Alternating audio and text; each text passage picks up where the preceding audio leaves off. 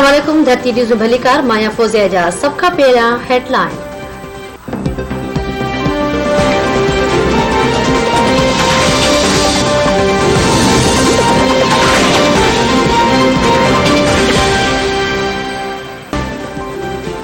PP अगवान Shri रहमान चयो त वज़ीर आज़म 3 सालनि जी तबाही जो ज़िम्मेवार भुट्टो ऐं शरीफ़ ख़ानदान खे करार ॾिए पियो। इमरान ख़ान ॿियनि ते इल्ज़ाम मड़े आजो न थी सघे। पंहिंजी कोताहियुनि जो ज़िम्मेवार ॿियनि खे करार ॾियण वारो मौक़िफ़ ख़त्म थी चुको आहे। इमरान ख़ान हुकूमत मुल्की कर्ज़नि में मजमूई तौर 70 सैकड़ो इज़ाफ़ो कयो आहे।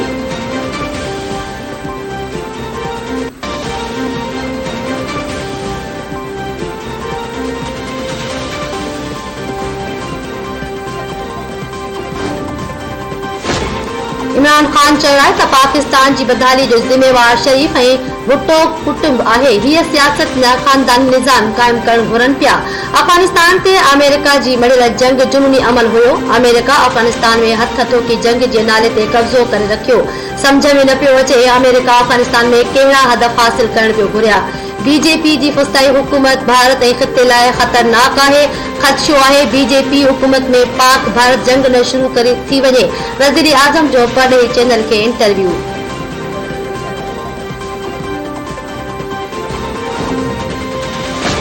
हिते जे ॿियनि मुल्कनि जी भेट में पाकिस्तान में महांगाई जी शरह सभ खां वधीक आहे। ब्याज जी शरह में वाध बावजूद मुल्क जे तरक्की जी शरह हलंदड़ माली साल 5 सैकड़ो ते रहण जो इम्कान आहे। मुल्क में फ़िलहाल ब्याज जी शरह में वधीक इज़ाफ़ो न कयो वेंदो। स्टेट बैंक जे गवर्नर रज़ा जो पढ़े ख़बर इदारे खे इंटरव्यू।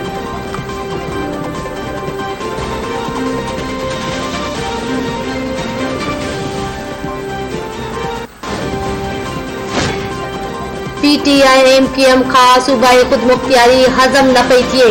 एमक्यूएम खे सिंध खे टुकड़ा टुकड़ा करण वारी पंहिंजी ॻाल्हि विसरी वई आहे। सिंध खे 2 टुकड़ा करण जो जवाब सूबाई ख़ुद मुख्तियारी आहे। अवाम चवे थो त इमरान ख़ान जी हुकूमत हिकु अज़ाब आहे। पीपी अगवान निसार खूड़े जो सफ़र में मीडिया सां ॻाल्हियो। निसार खूड़े जी उबूरी ज़मानत में 18 जनवरी ताईं बाद एहतसाब अदालत पारां नेब खां रिपोर्ट तलब।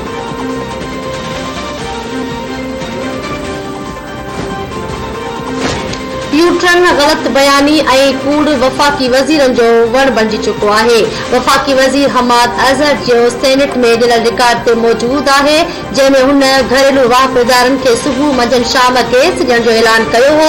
हाणे वफ़ाक़ी वज़ीर पंहिंजे लीडर वांगुरु पंहिंजे बयान तां फिरी वियो आहे। हमाद अज़हर उन इलाक़नि जी निशानदेही करे जिते 24 कलाक गैस अची रही आहे। पूरो मुल्क गैस जी बंदिश सबब सरापा एहतजाज पिड़ियल आहे। सूबाई वज़ीर इम्तियाज़ शेख जो वफ़ाक़ी वज़ीर हमाद अज़हर जे बयान ते रद्द अमल। सिंध जे गवर्नर इमरान इस्माइल चयो आहे त जस्टिस रिटायर्ड वजीहुद्दीन शहबाज शरीफ में ॿियनि खे चैलेंज करे थो त इमरान ख़ान ख़िलाफ़ को हिकु सबूत खणी अचे त उहो बि जेल हलियो वेंदो। इल्ज़ाम हणण बदिरां शाहिदियूं आंदियूं वञनि। कराची लवर्स शहर नाहे जेको अचे कराची ते सवारी करे हलियो वञे।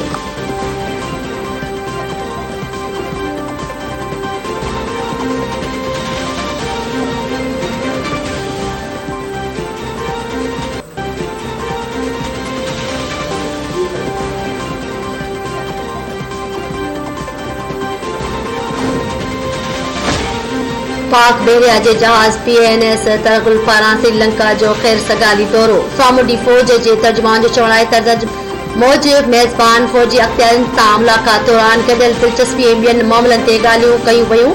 सामुंडी फ़ौज जे जहाज़ ॿितरफ़ी सामुंडी मश्क में पिणु शिरकत कई।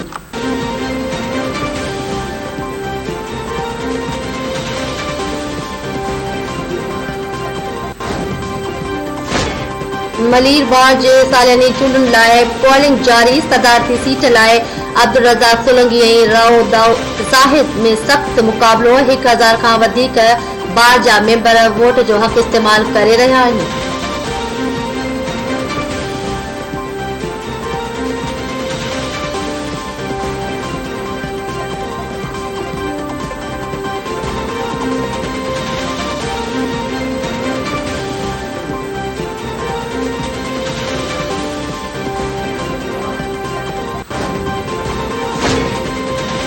न्यू कराची जिला के बिलाल कॉलोनी में सोशल वर्कर नारी के कत्ल कंदड़ जाबदार गिरफ्तार। वारदात में इस्तेमाल थियल तेज धार वारो औजार पुलिस मूजिब जवाबदार गज़नफर एतराफ़ी बयान में चयो आहे त सबा इलाके में अवामी भलाई जी तंज़ीम जी ठाही हुई, हुन जा अवामी भलाई वारा कम करण सुठो न लॻंदो हुयो।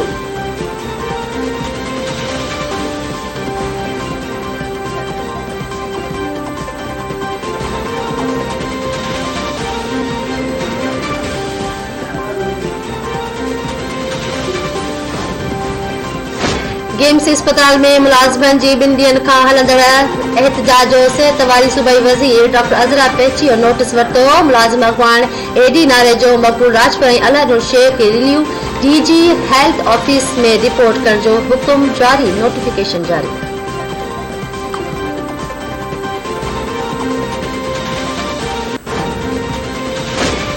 मीरपुर मातिलो में यूरिया भाण जो बहरान। यूरिया वठण लाइ आबादगारनि जूं दुकाननि ॿाहिरां कतारूं लॻी वयूं। डीलर फी बोरी 1768 रुपया हुजण बावजूद 2300 खां 2400 रुपयनि जे विकिरो करण लॻा। सरकारी मशीनरी तहरुक न वरितो।